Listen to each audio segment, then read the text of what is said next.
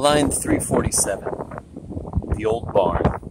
This barn, or rather shed, where certain phenomena occurred in October 1956, a few months prior to Hazel Shade's death, had belonged to one Paul Hentzner, an eccentric farmer of German extraction with old-fashioned hobbies such as taxidermy and herborizing. Through an odd trick of atavism, he was, according to Shade, who liked to talk about him, the only time, incidentally when my sweet old friend became a tiny bit of a bore, a throwback to the curious Germans who 3 centuries ago had been the fathers of the first great naturalists. Although by academic standards, an uneducated man with no real knowledge of far things in space or time, he had about him a colorful and earthy something that pleased John Shade much better than the suburban refinements of the English department. He who displayed such fastidious care in his choice of fellow ramblers liked to trudge with the gaunt, solemn German every other evening up the wood path to Dulwich and all around his acquaintances' fields. Delighting as he did in the right word, he esteemed Hentzner for knowing, quote, the names of things, end of quote, though some of those names were no doubt local monstrosities or Germanisms, or pure inventions on the old rascal's part.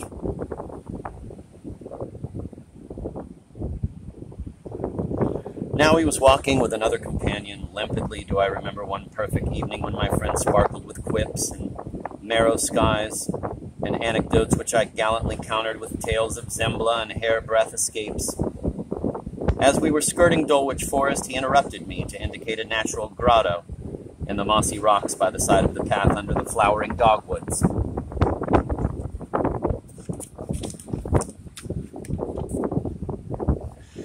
This was the spot where the good farmer invariably stopped, and once when they happened to be accompanied by his little boy, the latter, as he trotted beside them, pointed and remarked informatively, "Here Papa pisses." Another, less pointless story awaited me at the top of the hill, where a square plot invaded with willow herb, milkweed, and ironweed, and teeming with butterflies, contrasted sharply with the goldenrod all around it. After Hentzner's wife had left him around 1950, taking with her their child, he sold his farmhouse, now replaced by a drive-in cinema, and went to live in town. But on summer nights he used to take a sleeping bag to the barn that stood at the far end of the land he still owned, and there one night he passed away.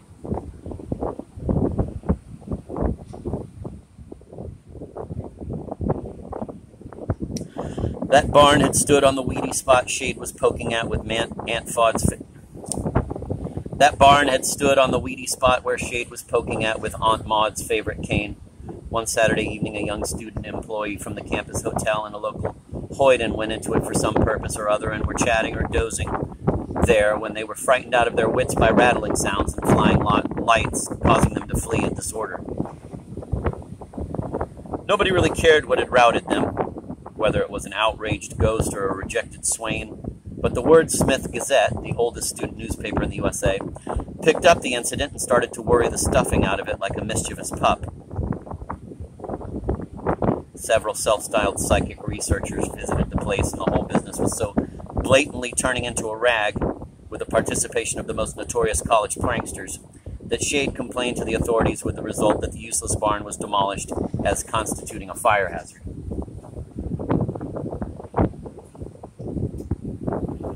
From Jane P. I obtained, however, a good deal of quite different and much more pathetic information, which explained to me why my friend had thought fit to regale me with commonplace student mischief, but also made me regret that I prevented him from getting to the point he was confusedly and self-consciously making, for as I have said in an earlier note, he never cared to refer to his dead child, by filling in a welcome pause with an extraordinary episode from the history of Onahava University. That episode took place in the year of grace 1876, but to return to Hazel Shade, she decided she wanted to investigate the, quote, phenomena, end of quote, herself for a paper, quote, on any subject, end of quote, required in her psychology course by a cunning professor who was collecting data on, quote, auto-neuronological patterns among American university students, end of quote. Her parents permitted her to make a nocturnal visit to the barn only under the condition that Jane P., deemed a pillar of reliability, accompany her. Hardly had the girls settled down when an electric storm that was to last all night enveloped their refuge with such theatrical ululations and flashes as to make it impossible to attend to any indoor sounds or lights. Hazel did not give up, and a few days later asked Jane to come with her again, but Jane could not. She tells me she suggested that the White twins, nice fraternity boys accepted by the Shades, would come instead. But Hazel flatly refused this new arrangement, and after a row with her parents, took her bullseye and notebook and set off alone. One can well imagine how the Shades dreaded a recrudescence of the poltergeist nuisance, but the ever-sagacious Dr. Sutton affirmed, on what authority I cannot tell, that cases in which the same person was again involved in the same type of outbreaks after a lapse of 6 years were practically unknown.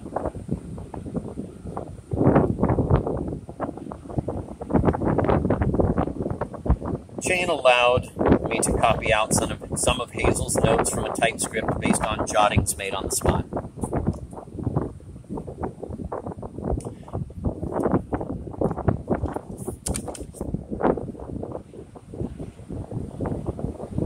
"10:14 p.m. Investigation commenced. 10:23, scrappy and scrabbly sounds. 10:25, a roundlet with pale light the size of a small doily flitted across the dark walls, the boarded windows, and the floor. Changed its place, lingered here and there, dancing up and down, seemed to wait in teasing play for evadable pounce. Gone. 10:37, back again. The notes continue for several pages, but for obvious reasons I must renounce to give them verbatim in this commentary. There were long pauses and, quote, scratches and scrapings, end of quote, again, and returns of the luminous circlet. She spoke to it.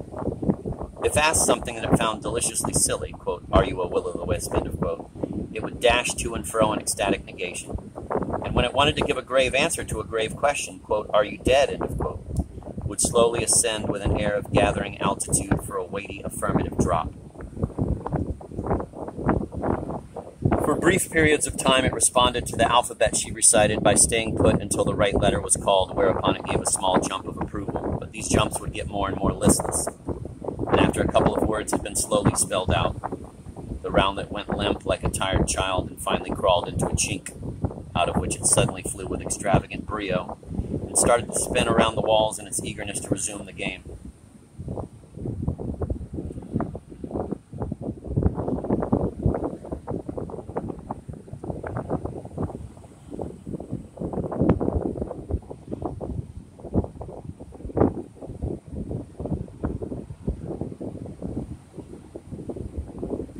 The jumble of broken words and meaningless syllables which she managed at last to collect came out in her dutiful notes as a short line of simple letter groups I transcribed.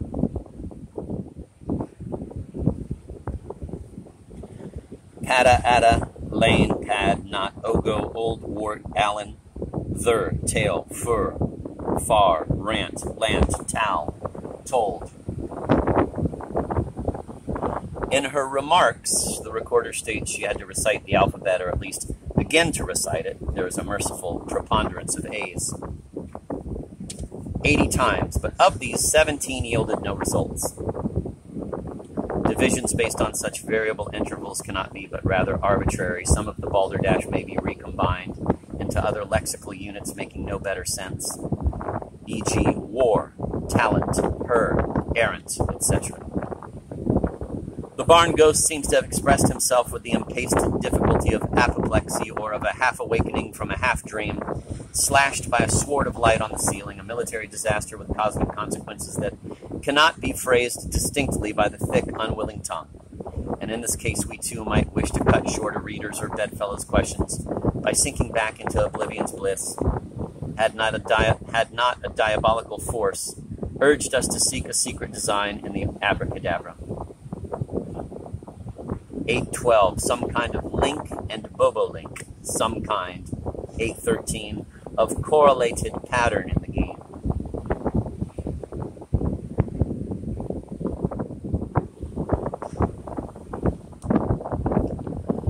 I abhor such games. They make my temples throb with abominable pain, but I have braved it and pored endlessly with the commentator's infinite patience and disgust over the crippled syllables in Hazel's report to find the least allusion to the poor girl's fate. Not one hint did I find. Neither old Hensoner's specter, nor an ambushed scamp's toy flashlight, nor her own imaginative hysteria expressed anything here that might be construed, however remotely, as containing a warning or having some bearing on the circumstances of her soon-coming death.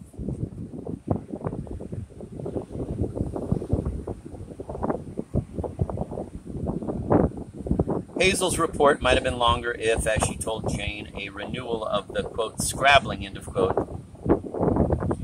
had not suddenly jarred upon her tired nerves. The roundlet of light that until now had been keeping its distance made a pugnacious dash at her feet so that she nearly fell off the wooden block serving her as a seat.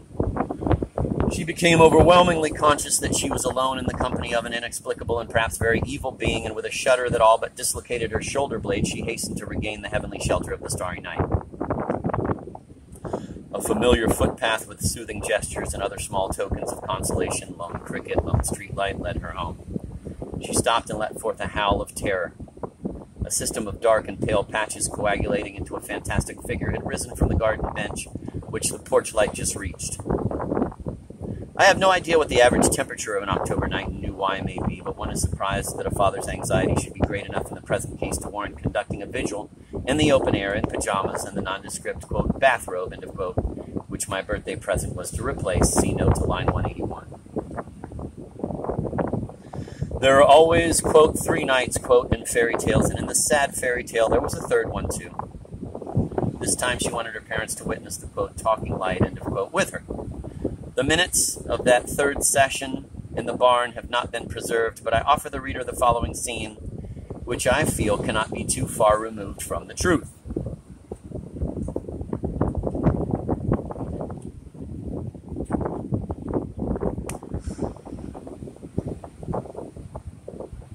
The haunted barn. Pitch darkness. Father, mother, and daughter are heard breathing gently in different corners. 3 minutes pass. Father to mother, are you comfortable there? Mother, these potato sacks make a perfect. Daughter, with steam engine force. Shh! 15 minutes pass in silence. The eye begins to make out here and there in the darkness bluish slits of night and one star.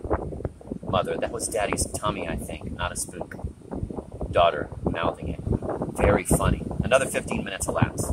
Father, deep in workshop thoughts, heaves a neutral sigh.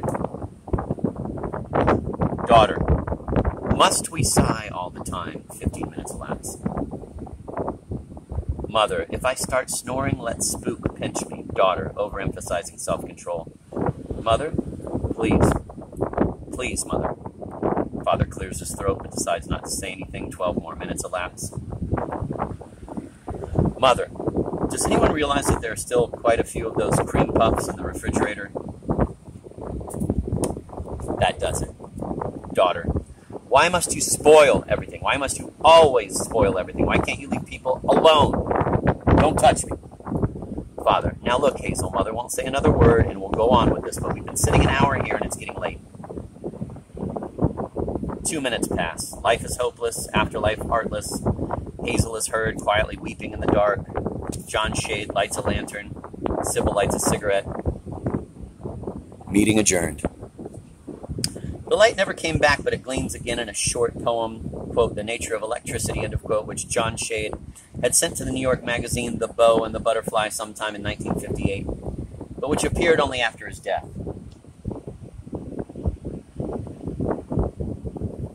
The dead, the gentle dead, who knows?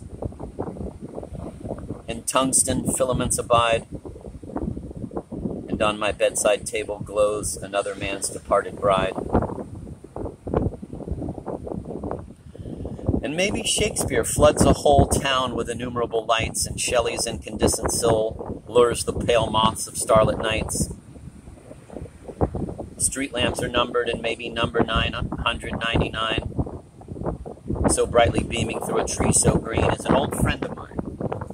And when above the livid plain forked lightning plays, therein may dwell the torments of a tamer laying, the roar of tyrants torn in hell. End of poem. Science tells us, by the way, that the earth would not merely fall apart, but vanish like a ghost if electricity were suddenly removed from the world.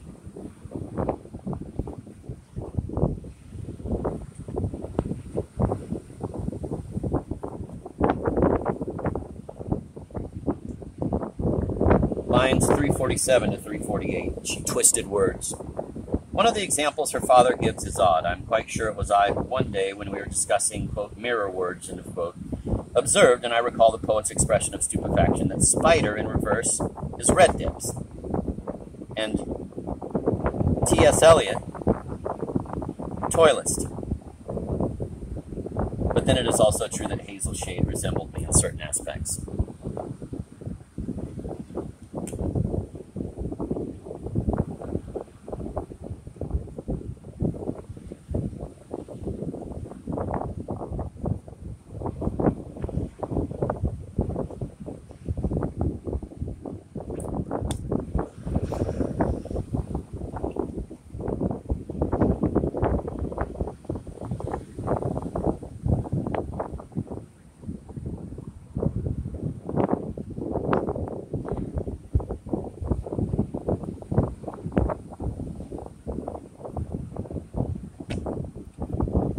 Lines 367 to 370, then 10, again, explain. In speech, John Shade, as a good American, rhymed again with pen and not with explain.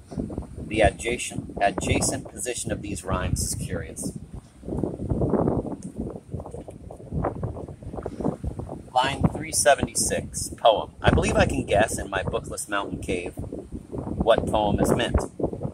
But without looking it up, I would not wish to name its author. Anyway, I deplore my friend's vicious thrusts at the most distinguished poets of his day. Lines 376 to 377 was said in English Lit to be. This is replaced in the draft by the more significant and more tuneful variant, the head of our department deemed. Although it may be taken to refer to the man, whoever he was, who occupied this post at the time Hazel Shade was a student, the reader cannot be blamed for applying it to Paul H., Jr., the fine administrator and inept scholar who since 1957 headed the English department of Wordsmith College. We met now and then, see forward and note to line 894, but not often. The head of the department to which I belonged was Professor Natuchka, as we called the dear man.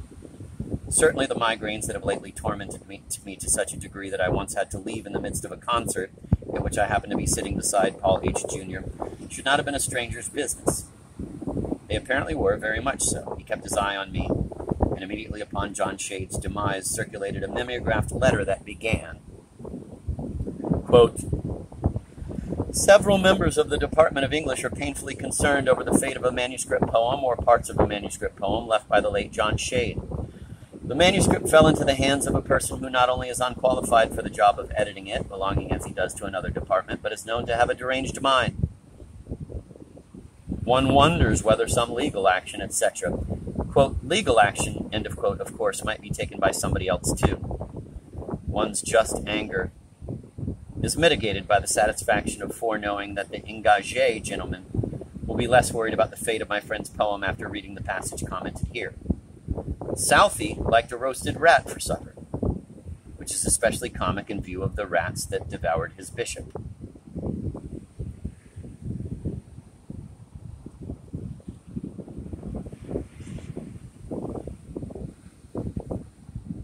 Line 384, Book on Pope. The title of this work, which can be found in any college library, is supremely blessed, a phrase borrowed from a Popian line, which I remember but cannot quote exactly. The book is concerned mainly with Pope's technique, but also contains pithy observations on, quote, the stylized morals of his age, end of quote.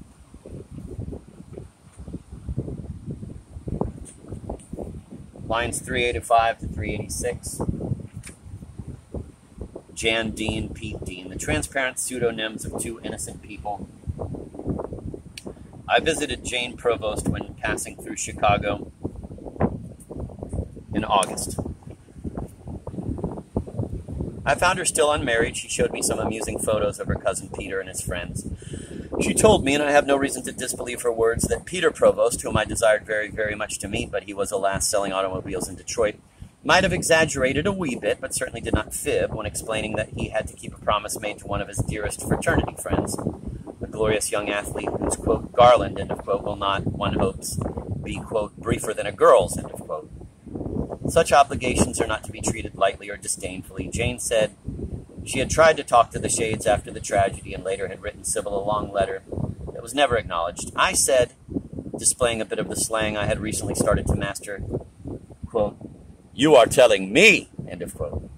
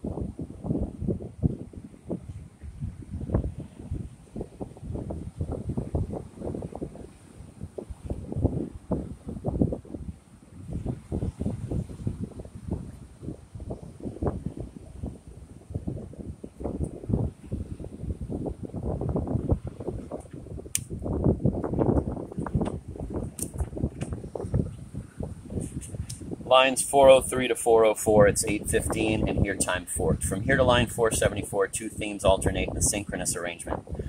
Television in the Shades parlor and the replay, as it were, of Hazel's already adumbrated actions from the moment Peter met his blind date, 406 to 47, and apologized for having to leave in a hurry, 426 to 428. To Hazel's ride in the bus, 445, 447, and 457, 459. Ending with the Watchman's finding her body, 475 to 477. I have italicized the Hazel theme.